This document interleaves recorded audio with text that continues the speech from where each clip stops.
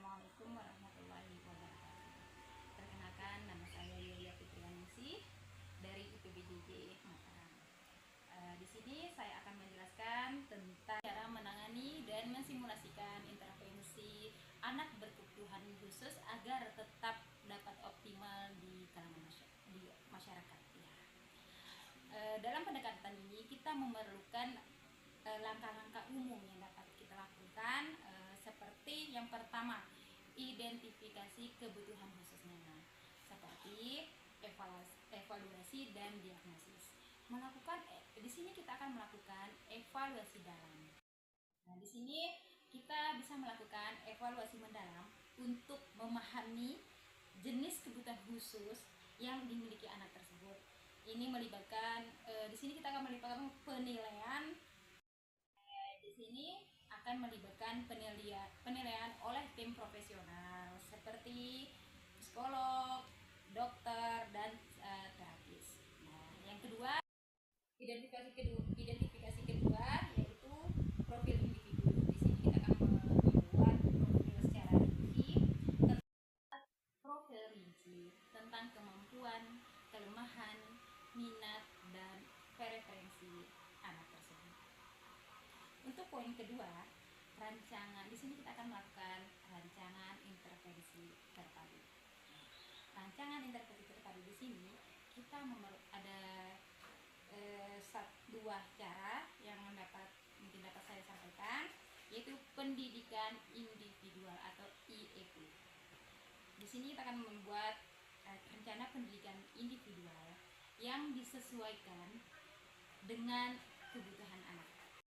Rencana ini membutuhkan atau mencakup tentang rencana jangka pendek serta rencana jangka panjang, di mana serta strategi khusus yang dapat kita lakukan untuk mencapainya. Yang kedua, terapi mendukung di sini memasukkan berbagai terapi bicara, terapi okupasi, terapi fisik, dan terapi perilaku sesuai dengan kebutuhan anak tersebut. Dan poin ketiga di sini adalah seperti pelatihan dan pengembangan keterampilan. Pelatihan dan pengembangan keterampilan di sini saya menjadikannya menjadi 3 proses, yaitu keterampilan sosial, di mana kita akan melatih anak dalam keterampilan sosial untuk meningkatkan interaksi sosialnya, komunikasi, dan pengelolaan emosi mereka dalam lingkungan masyarakat. Yang kedua, keterampilan kehidupan hidup sehari-hari. Mengajarkan keterampilan hidup kepada sehari-hari seperti menjaga kebersihan diri, pengelolaan uang, dan keterampilan dalam lingkungan. Yang ketiga, keterampilan akademik dan vokasional.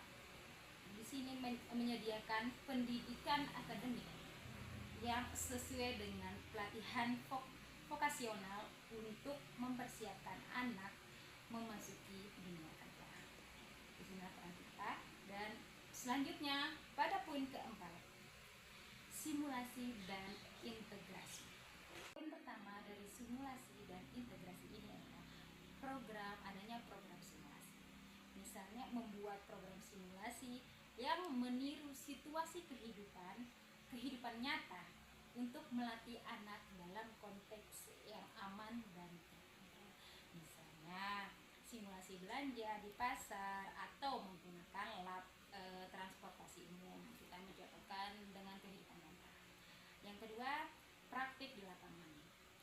Mungkin di sini untuk praktik di lapangan kita mengatur kesempatan bagi anak berpartisipasi aktif dalam kegiatan masyarakat yang nyata, serta memberikan dukungan yang diperlukan, misalnya magang atau kerja sukarela di komunitas lokal yang ada masyarakat tersebut. Dan poin yang kelima, pendampingan dan dukungan. Pendampingan di sini kita memerlukan berbagai kalangan dalam pendampingan, ada pendampingan, ada masyarakatnya sendiri, dan kita sebagai guru. Yang pertama, di sini kita akan melakukan pelatihan kepada orang tua dan guru. Di sini memberikan pelatihan dan dukungan kepada keluarga agar dapat membantu dan mendukung anak. Pendampingan individu. Pendampingan di sini kita menyediakan pendamping atau asisten khusus yang dapat membantu anak dalam kegiatan sehari-harinya dalam interaksi sosial di masyarakat. Dan selanjutnya untuk yang keenam, evaluasi dan penyesuaian. Di sini kita akan membahas tentang evaluasi dan penyesuaian. Yang pertama, poin pertama yaitu monitoring dan evaluasi berkala. Monitoring dan evaluasi berkala di sini dimaksudkan yaitu melakukan evaluasi berkala terhadap perkembangan anak dan efektivitas dari intervensi. Hasil evaluasi.